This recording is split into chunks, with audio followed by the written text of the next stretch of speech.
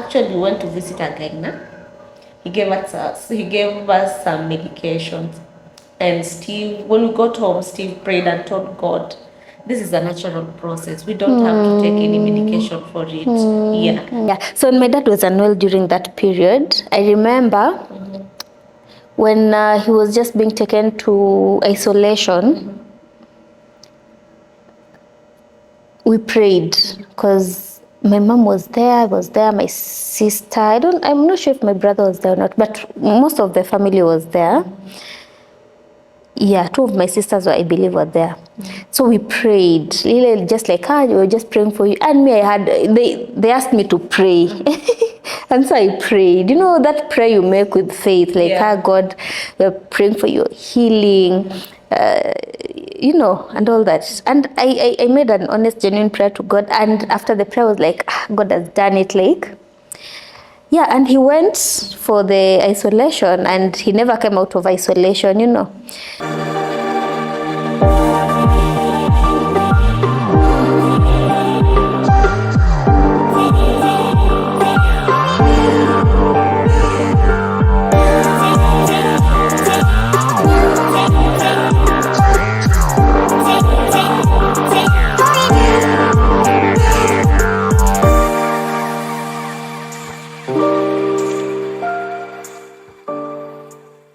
Hey there, welcome to Between Us Girls, the podcast where we discuss all things you would with your closest friends. We chat about everything from relationships to self-care to career struggles and all the random thoughts that keep us up at night. Therefore, no topic is off limit. We promise to keep it real, raw, and fun, just as we will with your besties. My name is Angela, aka Angie. And I am Bertha, aka Queen B. Yes. So grab your favorite drink, get comfortable, and let's join in the conversation.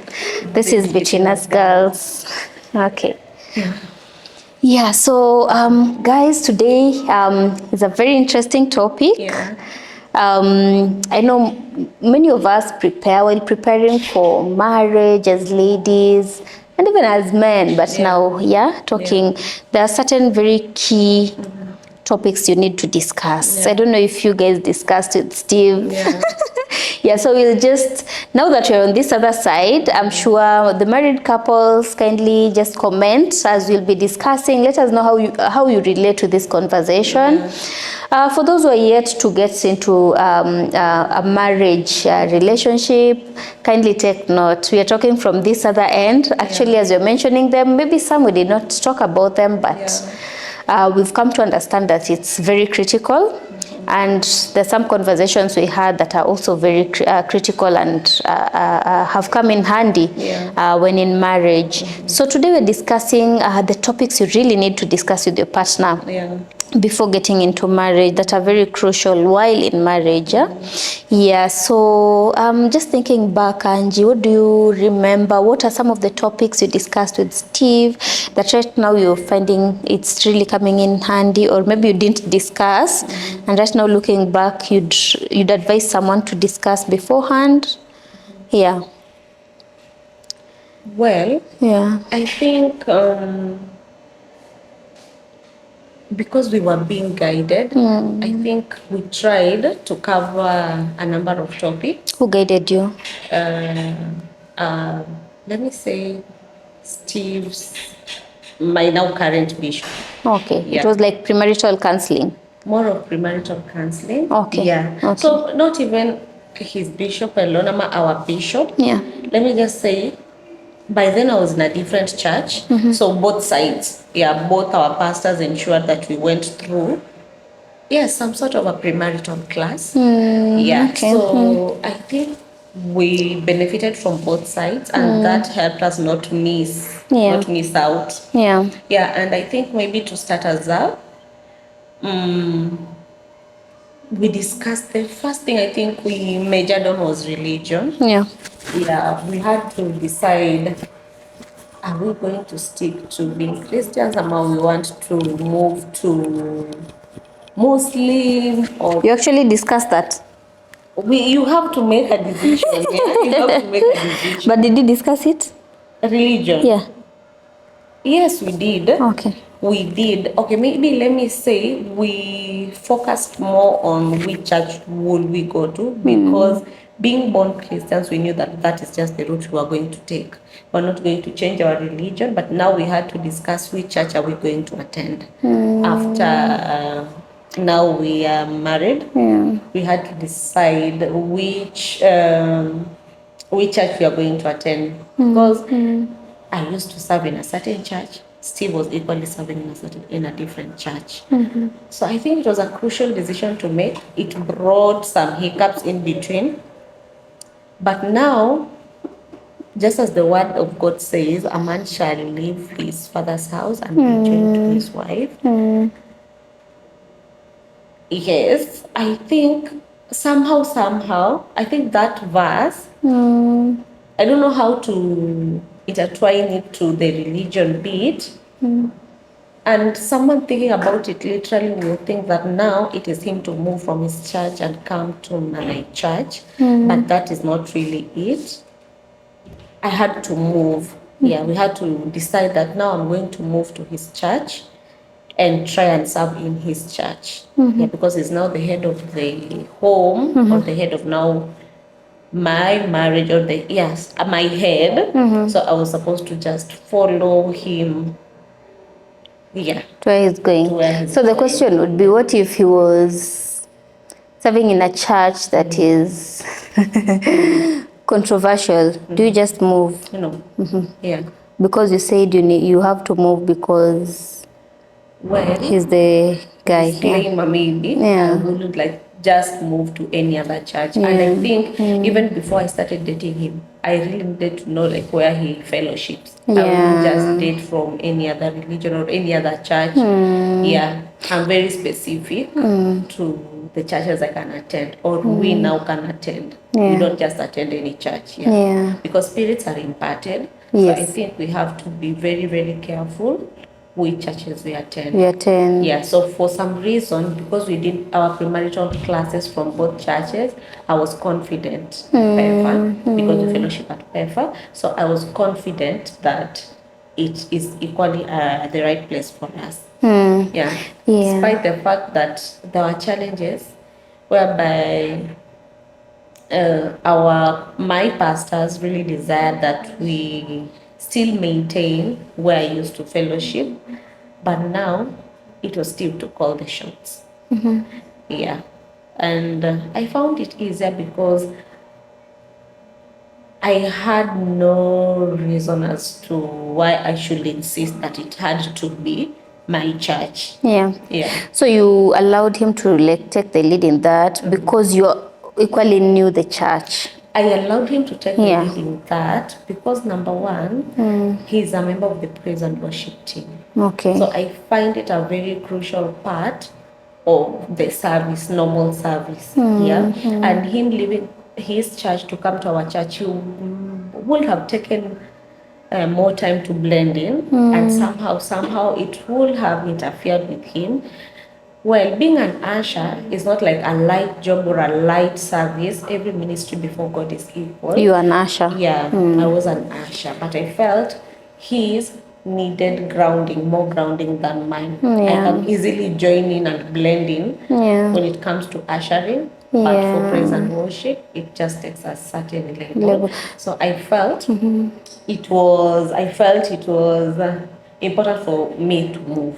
What if it was the other way around? You are in praise and worship, and probably was in ushering. I would still have followed him. It would have been easier because I'm a social. I love socializing. I easily blend in with people. That for you. The same case with my husband.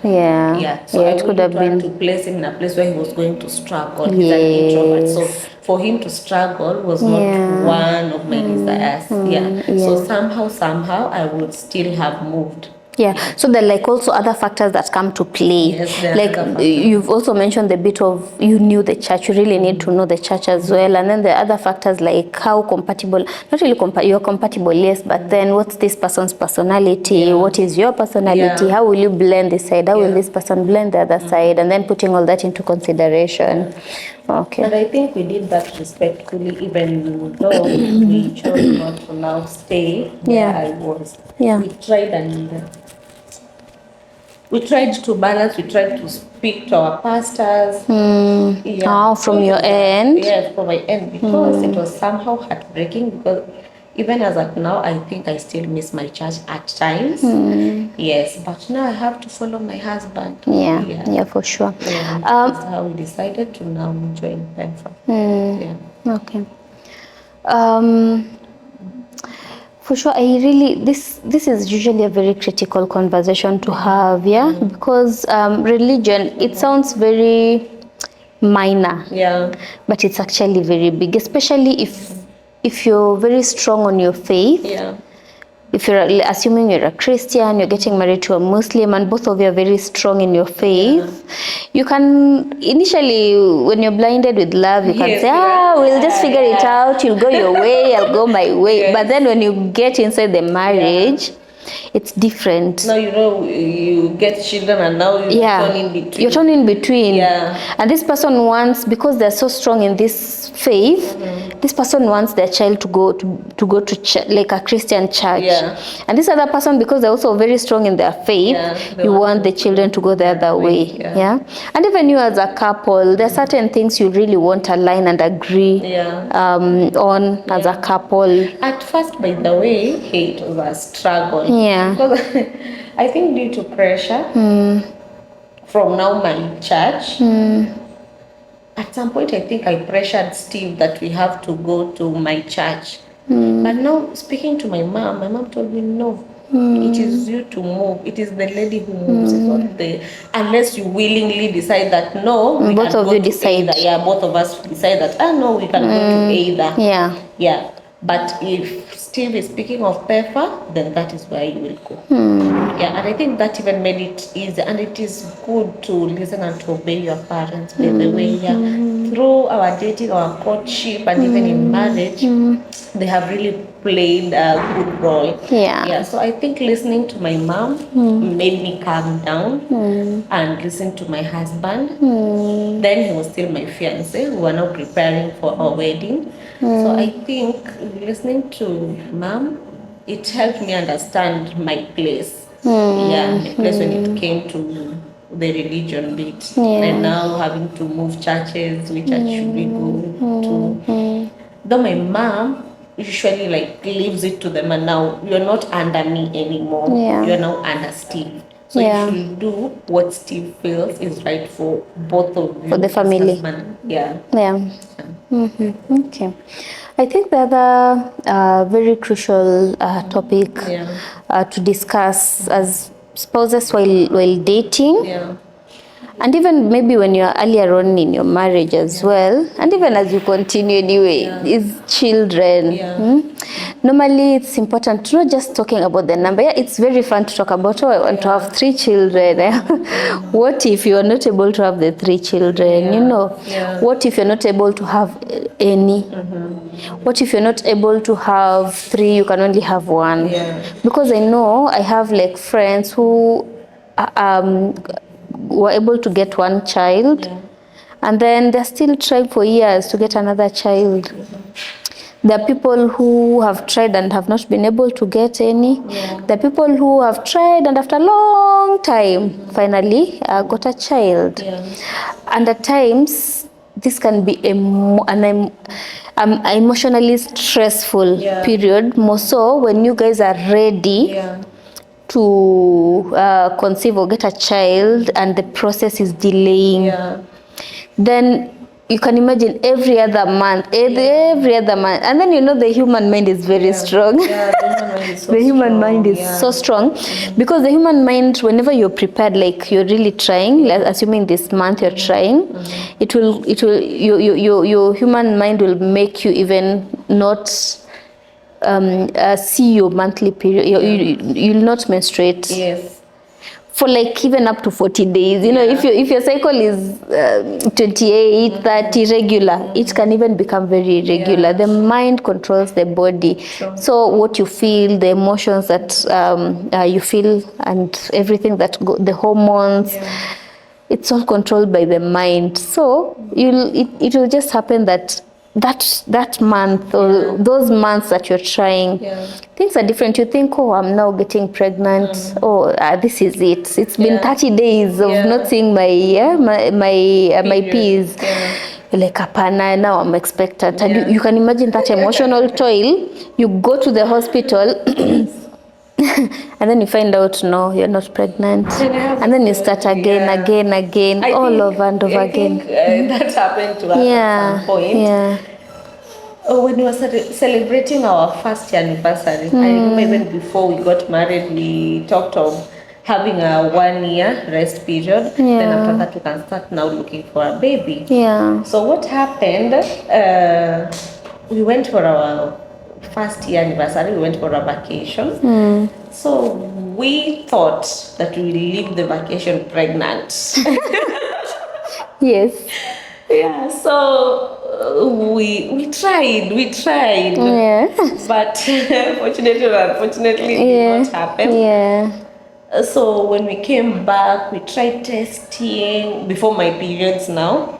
We tried testing to see if, okay, maybe we won. But somehow no, it did not happen. You won. Yes. We did not win.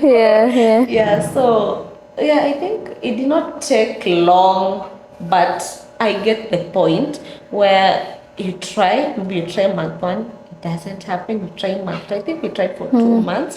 And because now we are first timers, we get worried so fast. We got so worried and we were like, hey, Amma, is there a problem? Actually, we went to visit a gyna. He gave us some medications.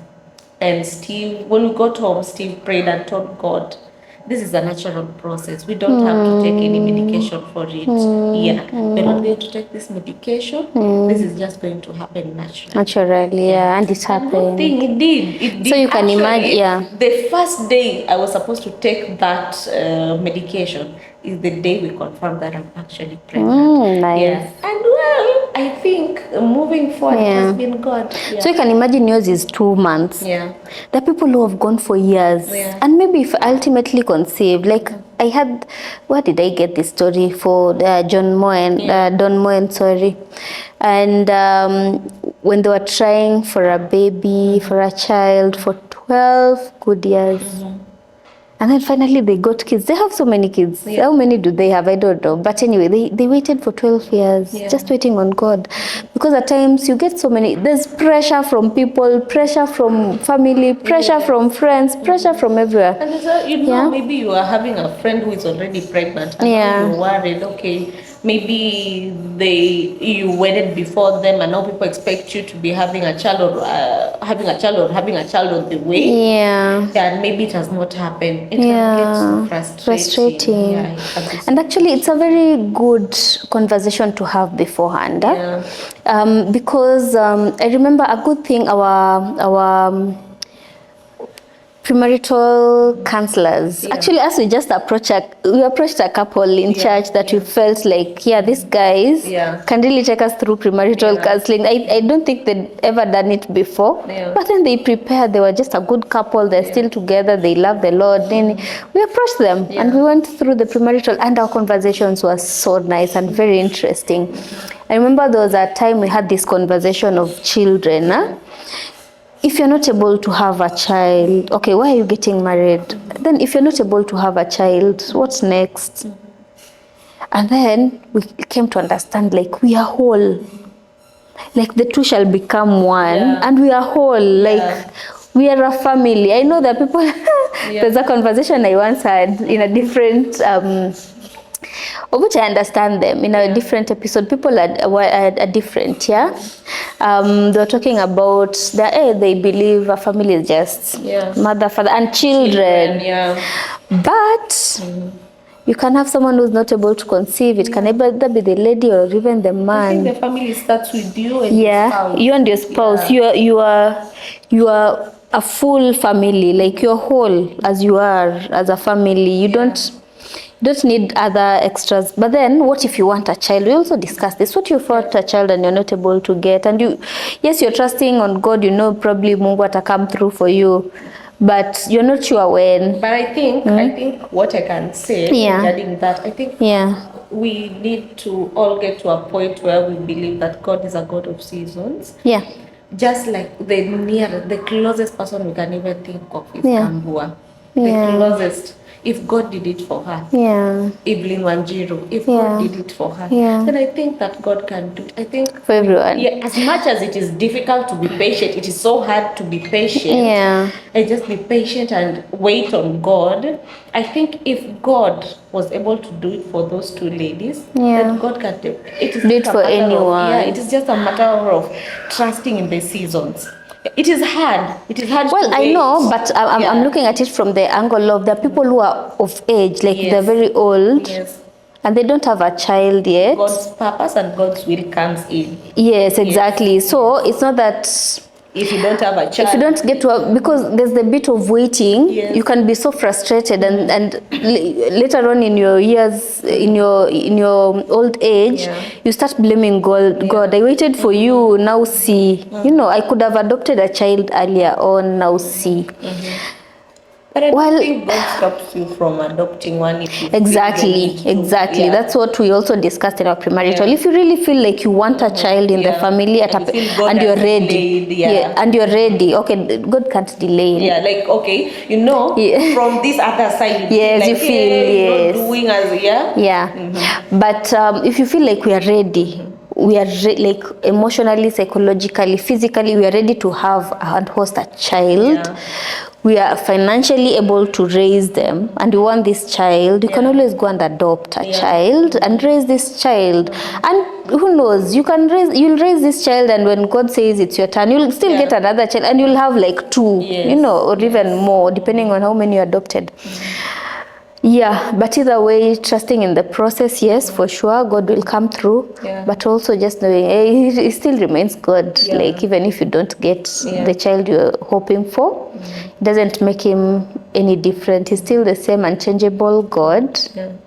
But if you're ready for a child, adopt, have options and think through it before you get into the marriage. And that just reminded me, there's a day we were chatting and I told you, actually we were listening to some song and I told you, I have an issue with this song when it comes to this certain place. Bado nitaamini hata usiponiponya bado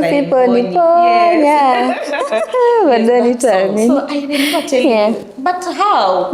How will I still trust God even if He does not heal me? But you brought in another perspective that you might be waiting for a child.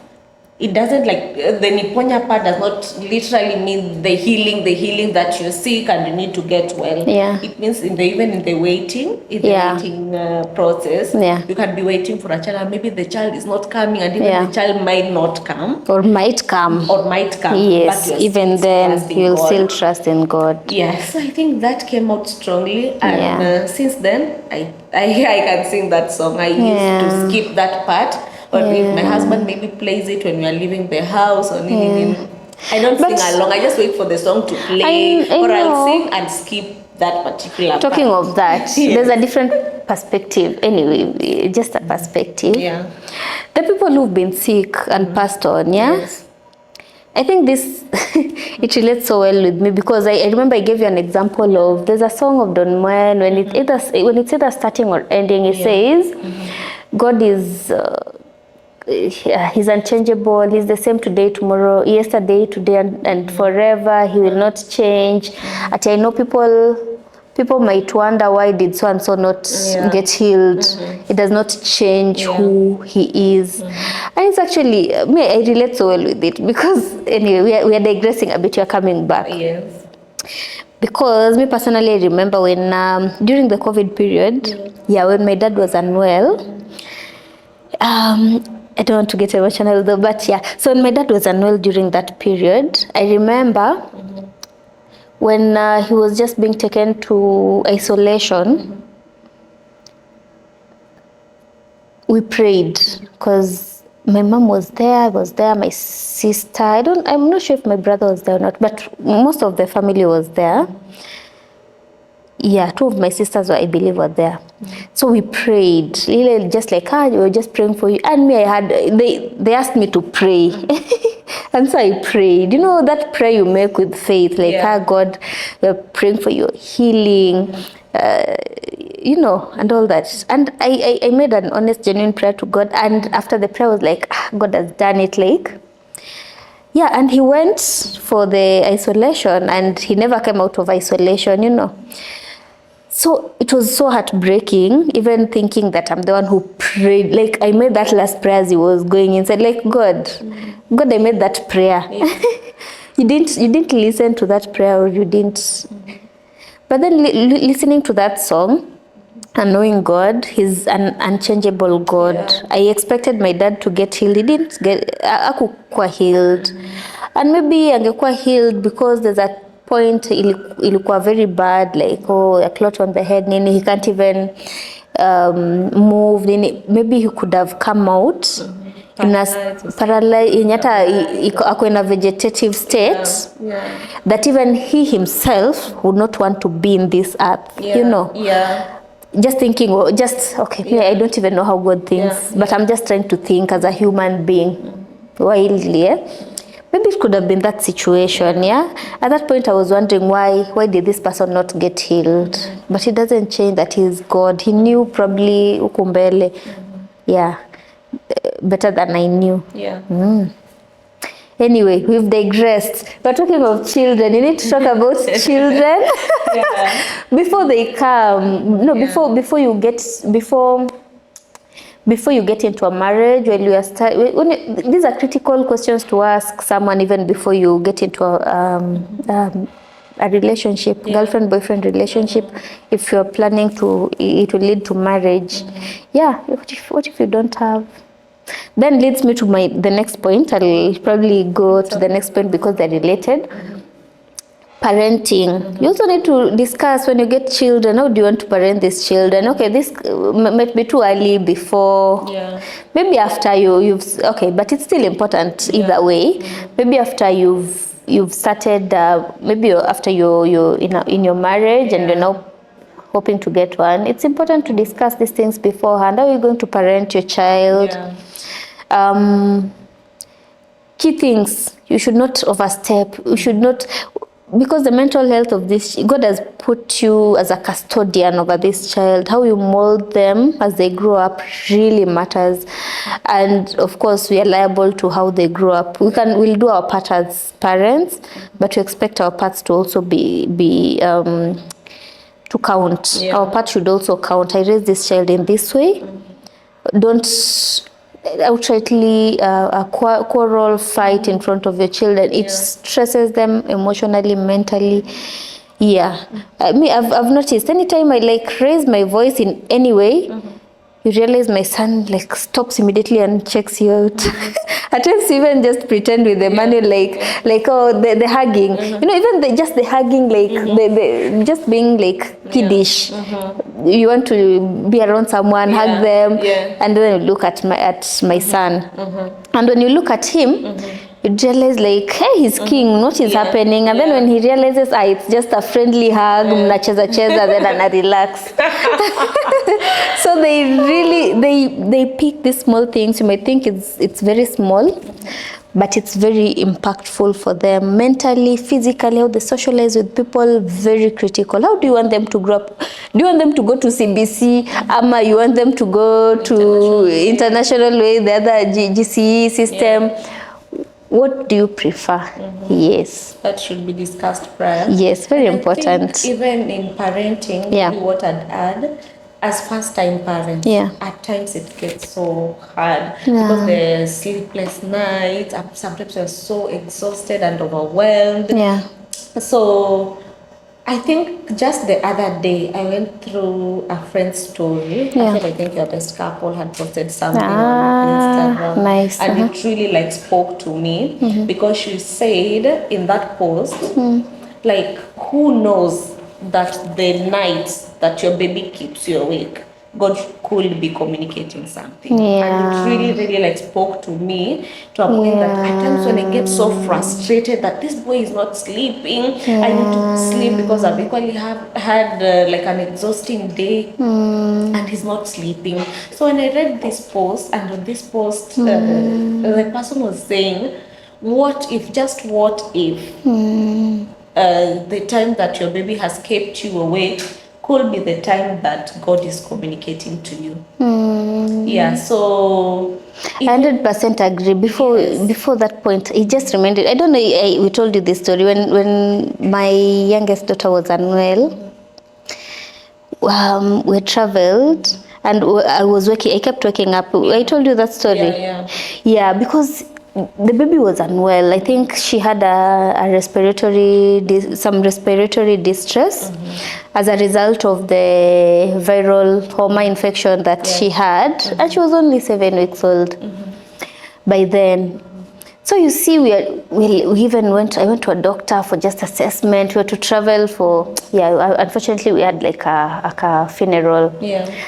So she got checked. I was just worried because I was looking at the way this baby is breastfeeding. Yeah. You can tell the breathing. So I went to a doctor. The doctor, I just told the doctor, I just want you to check. Just make sure she's fine. Yeah. Then the doctor checks and says, okay, she's fine. Then God works out in a different way. Yeah. The doctor tells me, oh, you know, if in any case she's struggling, these are the symptoms you'll see. You'll see between the chest and the stomach, whenever she's breathing, it goes inside. You'll realize the breastfeeding and all that. So she gave me the symptoms. I took notes. So that evening, when we were home, the baby was very irritable, very, very irritable. So she just showered, we put her to sleep. She slept for so long, I was awake and all that. When I was going to bed, that was the time she woke up. So every time I would just take her, try to breastfeed her, she'd refuse and immediately go back to sleep. Then I put her down and she sleeps. And then I go and sleep just beside her. And the moment I'm just about to get that, you know, that nice sleep, anaamka, and then I'd feel so bad, like wow. And then I breastfeed. I try to breastfeed her. She's not breastfeeding. She'll just sleep again. Then I go to sleep. The exact same thing. So it happened like for so many times, like 4 or 5 times. I'm like, hey, Mungu, I need to sleep. I need to sleep. I'm so tired. I need to sleep. I prayed. I say the verse like, he gives sleep to those he loves. Nikasema, you love this child, hey, love me, I need sleep. No, actually, naisema hivyo so that we move, but actually I was serious. And I'm serious with that scripture. It happened severally again. The exact pattern of she sleeps. Seti nikimweka chini ya lali, she sleeps. And then when I'm just about to sleep, she wakes up. Nikasema hapana, something is up. God, just show me what's happening. Tell me what's happening. So nikasema, I'll do this one last time. Nikamweka the same process. Nikamweka breastfeeder, akakataa, put her down to sleep. I tried to go back to the exact thing happened, and now I woke up. I was so sleepy, but because I would say this is the light, now I woke up, I became alert. So, and when I became alert, the pattern changed. Because when I was now putting the baby down, she was not sleeping. She was just every position unamweka unaona tu uncomfortable, very uncomfortable, and crying. So nikamwinua. Kamweka on my lap and checked all the symptoms that Dr. aliniambia she had them. So I just told, because my hubby alikuwa ameenda the night vigil, not far from hapo. I just called him, nikamwambia, by the way, you need to do something. So we woke up. Nilikuwa at my mom-in-law's place. So I woke up, it's in the night. Tukachukua this menthol plus kadogo, tukaingisha kwa maji moto, tukajifunika like at least to inhale, maybe ni hiyo homa alikuwa nayo. So in the process, we did that. The baby akalala na the dad. We were just seated sasa, usingizi imeisha, it's around 2-3 a.m. We sat sasa kwa kiti in the sitting room. We were just seated. Usingizi imeanza kunipeleka hapo. The dad pia amebeba mtoto. And then something strange also happened. We were expecting visitors. So kuna wamama wenye walikuja, they were to start preparing breakfast very early in the morning. They would come at 5. Yeah. These women came at 2 ama sijui 3 am to start cooking. Like hao wamefika, they're ready, wamekuja kwanza kupika. Then my mom anasema hapana, it's too early, how can you come at 2 to start eating? Let me get you some place to sleep. Nitafutie the blankets, throws, mlale and wait. So anaenda anawatafutia blankets nini, anawaleta hapo sitting room because the seats are so many. Yeah. Just come guys and sleep.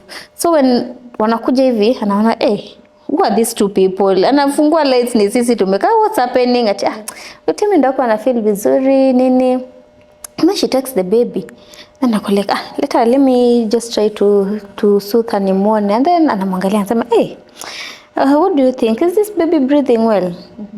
Akasema hapana, let's go to hospital. This baby had, okay, according to your hospital by that time walikuwa wanatuambia kuna severe pneumonia. I was crying, but anyway, all through this we were talking about the patterns, the staying awake, you know. So God is communicating something, God grants you the grace. You just pray for grace even as you parent. May God just grant you the grace. Yes. To go through that parenting stage, especially the colic stage. And do it the right way. Mungu akuguide. We called you guys at 3 a.m. Hey, the baby kept trying all night. Now you don't know what to do. You're first time parents. But I think God grants you the grace. Once you have decided to honor Him in your marriage, and I think God grants you the grace to keep on moving and keep on pushing. So and as I said, me, my husband does not believe in caning children. But on the other side, I believe that when a kid messes up, we have to pinch. Pinch or cane a little. Spare the rod. We're still trying to find Spare the rod. For him, let me not even say. But we're trying to find a balance. We are still learning. We just had our first baby. But we believe that it is going to get easier as we grow. Because now we are learning. We are learning. And we believe that it will get easier. So I think and these are things that can even cause strain in your marriage. Mkosani, literally, because you've caned a child. And they don't to that. Or you've done something and they don't prefer you doing it that same way, and even just generally how the children will be impacted. Maybe one more point from me. Okay. Maybe work. Why would I say work? Work is important. At the end of the day, you have to feed, you have to dress. So I think it should be decided beforehand. For the longest time, I've been an entrepreneur. Why? I remember when we were still dating, I used to work in a certain hospital as a receptionist. That was not actually the first ever job I ever did. I think the second or the third. I moved from Coast and came back to Kisumu. And now I found this job to work as a receptionist in a certain hospital in Kisumu. I won't even mention it because the treatment was work. So that day, I remember I was still a newcomer.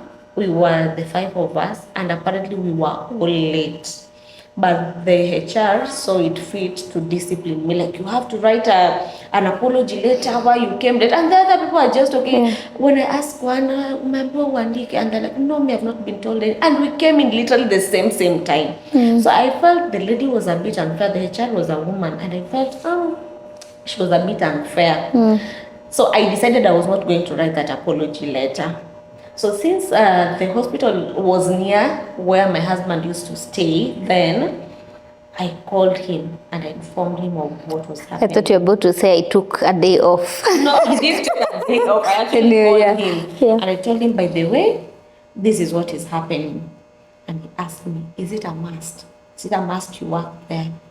And I told him, based on what I was even being paid. It's not like it's not necessary. To work, because everything was going to my transport. So it's not like cast on stone. So when I told him that, he told me then resign.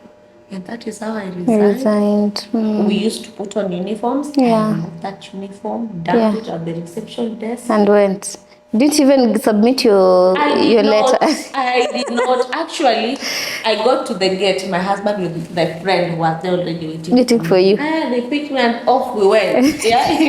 So since that day, I think I do not allow anyone to take me for granted, and that is why I think I've had a hard time applying for jobs, because there are things that you can I won't bribe to get that job, but at the same time, I wouldn't allow you to treat me below standard. Yeah. If you are treating everyone equally, we are all late. Let us all write that apology later. Yeah, but if it is something that you can explain, then let it go. You shouldn't be stiff. Yeah, so I think work discussion was important, and because it happened when we were now dating and working towards our marriage, we found it easier the way to understand that this is what I'm facing, this is what I faced, and now this is my mind towards job, work and employment. And because I was doing well in entrepreneurship, and he loved it for me, and it is something that I love doing, he encouraged me, let us keep on with what you are doing. God will supply on my end to be able to cater for all of us, to cater for, and now God did exactly, indeed. He who finds a wife finds a good thing. Yes, God just showed himself. There's a way when you are about to get married, you're now wondering, okay, now how are we going to survive? Then you just step your feet too, and now God opens doors. And talking of work, two things to it. You need to discuss like your perspective, because you can be both working, and then it reaches a point in your marriage when one person cannot work for various reasons. It could also be because of toxic work environment. Do you push your wife or your husband to keep going to that place because you need that, the finance for the home, or do you encourage them to step because the moment it's affecting them, it will affect you in the house? So it's discussions you need to have, like, hey, what if this happens? Try and explore different scenarios. What if you get very good opportunities abroad, or in another county, or in another town, in another continent? What happens? Do we split? Do we move together? What are our options? Discuss that beforehand, so that when they happen, you have options and you have ideas of how you can go about it. Another important is also health. I don't want to miss out on this. It's important to know your health, because at times there are certain diseases that are you carry them as a carrier. An example, just a very wild example, nothing against this group, maybe sickle cell, which is still okay. You might have sickle cell. It's just good to disclose to your partner, because they can also be a carrier. So then we expect to have a child who has sickle cell, or any other various conditions. So maybe in your family history you have cancer or diabetes or hypertension. These are something that are they run in the generation. Then you need to know, if you know there was cancer in this home, then you can be able to try and eat healthy, try and work out, try and just live a healthy life that is risk-free.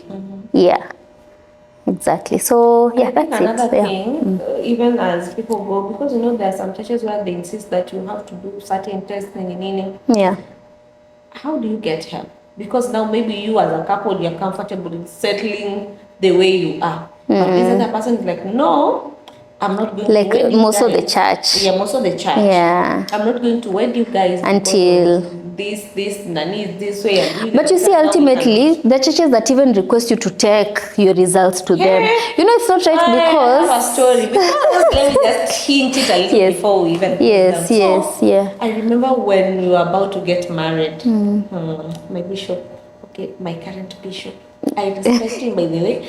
Maybe his will is for like he wants the best for you.